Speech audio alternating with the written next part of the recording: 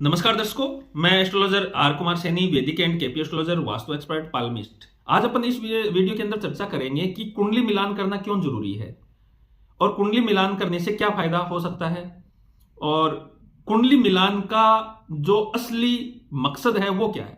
सबसे पहले मैं आपको आपका ध्यान है ऐसी चीजों की तरफ आकर्षित करना चाहता हूं जो आपने सबने देखी सुनी है कि अभी थोड़े दिन पहले एक किसी इंजीनियर ने लाइव वीडियो करके अपनी वैवाहिक स्थिति के बारे में और दहेज कानून आरोप आदि लगा के उसने आत्महत्या कर ली थी। ये देश विदेश के अंदर चर्चा का विषय बना था। फिर एक जयपुर के अंदर ऐसी स्थिति आपने मीडिया के अंदर एक न्यूज आई थी अब कि एक महिला ने अपने पति को मार के बोरे में भर के फेंक आई थी। फिर वर्तमान में ये न्यूज चल रही है कि कोई यूपी के अंदर किसी महिला ने अपने पति को प्रेमी के साथ में मिलके बोरे में चिनवा दिया, सीमेंट के अंदर चिनवा दिया और खुद घूमने चली गई। तो ये जो स्थिति वर्तमान में देश के अंदर निकल के आ रही है, और ये तो बहुत कम केसेस हैं, बहुत सारे मामले हैं वो आते ही नहीं है मीडिया के अंदर। वो स्थानीय जो कानूनी प्रक्रिया है वहीं पे भी वहीं खत्म हो जाते हैं। लेकिन वर्तमान में भारत के अंदर एक अनुमान के अनुसार 30% विवाहिक जीवन लोगों के 30% लोगों के विवाहिक जीवन के अंदर प्रॉब्लम बनी हुई है। किसी के थोड़ी है, किसी के ज्यादा है, किसी के बहुत ज्यादा है और किसी के तो इतनी ज्यादा है कि वो देश विदेश के अंदर चर्चा का विषय बन जाते हैं। तो ये स्थिति क्यों उत्पन्न हो रही है मैं इसके बारे में आपको बताऊंगा। देखिए, कुंडली मिलान हम करते हैं तो हम लोग क्या देखते हैं कि लड़का और लड़की का वैवाहिक जीवन कैसा रहेगा। इसके लिए हम सप्तम भाव जो विवाहिक स्थान है उसकी गणना करते हैं। उसके अंदर किसी हानिप्रद ग्रह की प्लेसमेंट न हो, साथ में जो विवाहिक जीवन का कारक ग्रह है, विवाहिक सुख का कारक ग्रह शुक्र ग्रह, उसकी स्थिति देखते हैं कि वो कहीं पीड़ित नहीं हो, ऐसे नक्षत्र के अंदर नहीं हो जो खराब स्थिति उत्पन्न कर देवे। या हम गुरु की और मंगल की स्थिति देखते हैं ताकि इनका भविष्य है, वैवाहिक जीवन है वो बहुत अच्छा रहे। तो बहुत सारे लोग हैं वो बिना कुंडली मिलान करके शादी कर लेते हैं और उनकी मजबूरी होती है क्योंकि कुछ को तो पता नहीं होता ज्योतिष का महत्व है। कुछ लोगों के पास अपनी डेट ऑफ बर्थ वगैरह नहीं होती है तो वो इस हिसाब से नहीं कर पाते और बाद में उनके जीवन के अंदर परेशानियां हैं, कठिनाइयां हैं वो देखने को मिलती है। अब अपन आते हैं कि वो वैवाहिक जीवन के अंदर कौन सी स्थिति होती है जो कोर्ट केस और हिंसा, मारपीट, आरोप प्रत्यारोप लगाना, दहेज वगैरह की स्थिति या कोर्ट केस आदि के मामले हो जाना या एक दूसरे को मृत्यु तक पहुंचा देना, वो कौन सी स्थिति होती है उसके बारे में मैं आपको इस वीडियो में बताऊंगा। कि जब भी कुंडली के अंदर सप्तम भाव और सप्तम भाव का स्वामी और शुक्र पीड़ित अवस्था के अंदर हो तो निश्चित तौर पे वैवाहिक जीवन है वो खराब रहेगा। सप्तम भाव के अंदर क्रूर ग्रह बैठे हो, क्रूर ग्रह मान लो मंगल है, राहु है, शनि है या सूर्य है, इनमें से आपस में युति सप्तम भाव के अंदर बन रही हो, या सप्तम भाव का स्वामी है वो क्रूर ग्रह के साथ में या सेपरेशन वाले ग्रह जैसे राहु, केतु, शनि आदि के साथ में छठे भाव में, आठवें भाव के अंदर स्थित हो जाए तो ये वैवाहिक जीवन के अंदर हानि वाली स्थिति है। शुक्र ग्रह पीड़ित हो, कमजोर अवस्था के अंदर हो, कहीं ऐसे नक्षत्र के अंदर स्थित हो जो वैवाहिक जीवन की हानि करते हैं, तो ये सब मामलों के अंदर वैवाहिक जीवन खराब हो जाता है।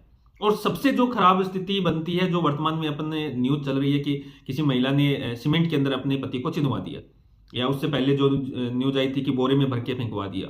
तो वो स्थिति कौन सी होती है कि जब भी कुंडली के अंदर सप्तम भाव के अंदर 3 क्रूर ग्रह स्थित हो जाए और वो बुध के साथ में या यूरेनस, नेपच्यून या प्लूटो के साथ में स्थित हो जाए तो वो मृत्यु तक ले जाती है वो स्थिति। जैसे एग्जाम्पल के तौर पे आपको मैं कहता हूं कि सप्तम भाव का स्वामी अपनी नीच राशि के अंदर हो, पहली कंडीशन, और सप्तम भाव के अंदर मंगल, सूर्य, बुध, राहु स्थित हो और ये चारों ग्रह है यूरेनस, नेपच्यून या प्लूटो के साथ में स्थित हो जाए तो ऐसी न्यूज बनती है जो वर्तमान में चल रही है कि उसने अपने जीवन साथी की हत्या कर दी या मार दिया। वो कोई भी हो सकता है, ऐसा नहीं कि महिला ही करती, नहीं, पुरुष भी, अगर पुरुष की कुंडली के अंदर है तो पुरुष भी कर देगा, अगर महिला की कुंडली के अंदर है तो महिला कर देगी। वो उनके जीवन सप्तम भाव के निर्भर करेगा कि उनके सप्तम भाव के अंदर क्या स्थिति है। अगर पुरुष की कुंडली के अंदर सप्तम भाव के अंदर यह स्थिति है तो महिला ये कदम उठाएगी, और अगर महिला की कुंडली के अंदर सप्तम भाव के अंदर यह स्थिति है तो वो पुरुष है उस महिला के लिए हानिकारक सिद्ध होगा। और ऐसी न्यूज बनेगी कि अपने पति या पत्नी के मृत्यु के कारण बने। और बहुत मामले तो ऐसे है कि अगर मान लो दशमेश या छठे भाव का स्वामी सप्तम भाव में स्थित हो जाए तो मामला कोर्ट के अंदर तलाक आदि का चलता है, दहेज आदि के आरोप लगते हैं, कोर्ट कचहरी के अंदर फंस के वो मामला रह जाता है।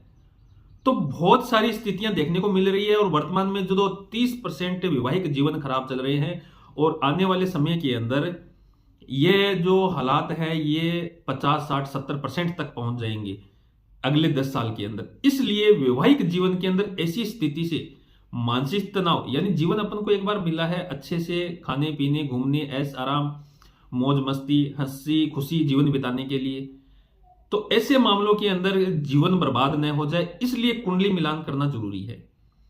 जब भी आप दोनों लोगों की कुंडली लेके ज्योतिषी के पास जाते हैं वो दोनों के सप्तम भाव को देखता है, सप्तमेश को देखता है, शुक्र ग्रह को देखता है, आने वाली महादशाओं अंतरदशाओं की गणना करती है कि भविष्य के अंदर कौन सी महादशा अंतरदशाएं हैं वो क्या फल देंगी।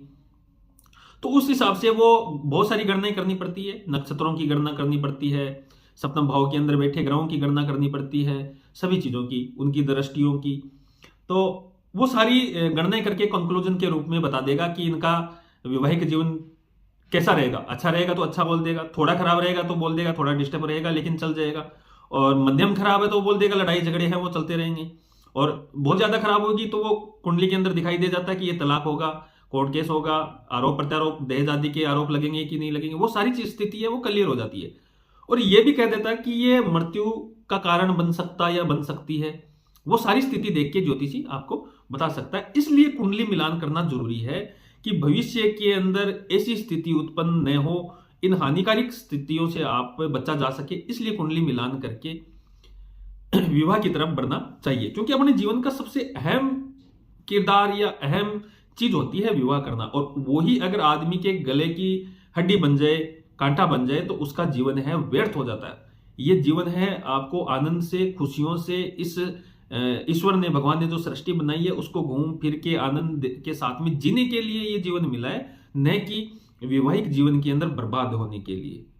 तो वीडियो अच्छा लगे तो लाइक शेयर कमेंट जरूर कीजिएगा, और ये वीडियो बहुत सारे लोगों को जरूर भेजिएगा, अपने दोस्तों रिश्तेदारों जिनका भी आप शुभ चिंतक है उनको जरूर भेजिएगा, ताकि लोग हैं वो थोड़ी बहुत फीस के लालच में क्या करते हैं कि कुंडली मिलान नहीं करते। कई बार ऐसे कह देते हैं कि हमारे जमाने में तो कुछ भी नहीं होता था इसलिए।